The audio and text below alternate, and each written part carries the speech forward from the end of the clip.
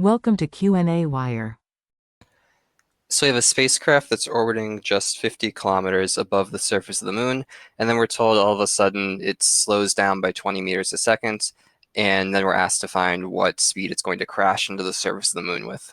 So first off, it's not necessarily given that if its speed changed by that much that it would crash into the surface. Like we don't know that without checking.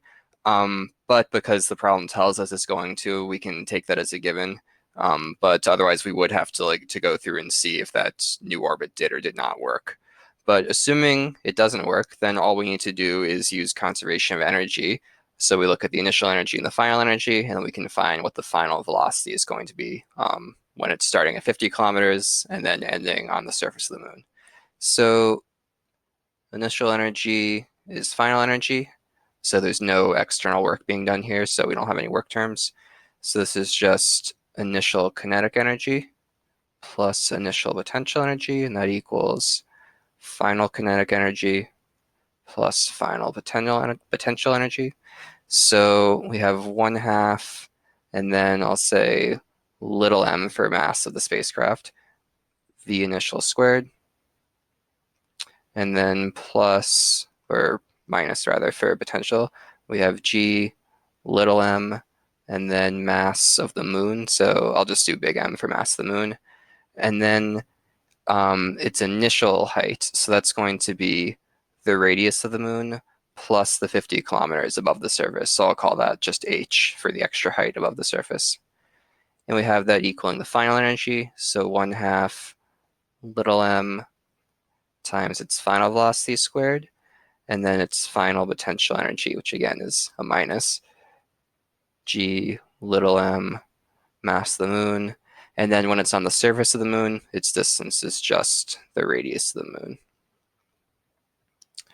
So I'll kind of save you the algebra on this, but we can rearrange things a little bit and do a bit of factoring, and we should get the final velocity. Well, the one thing I'll point out is the mass of the satellite doesn't matter, so that cancels out nicely everywhere.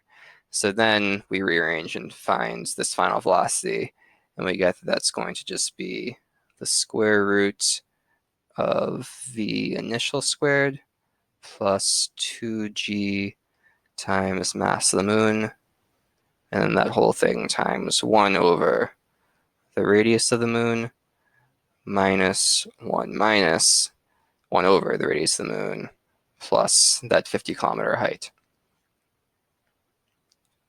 So we know everything here except what the initial velocity is, so what its speed was when it was first orbiting.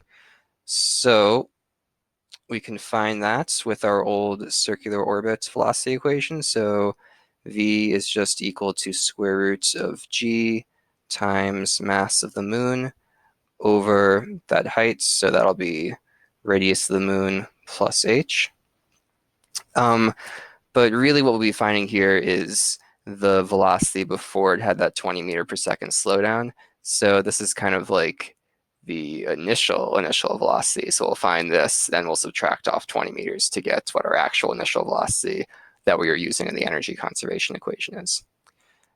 So plugging in all those values, we should get 1.655 times 10 to the third meters per second.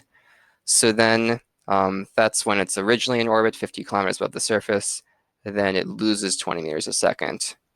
So that'll go to 1.635 times 10 to the third meters per second. So that's what we were using in this energy conservation equation, since those are the 2 points, like when it's beginning to kind of fall, then after it's already hit the ground. So now we take this and plug it in over there, and we get that the final velocity is 1.682 times 10 to the third meters per second.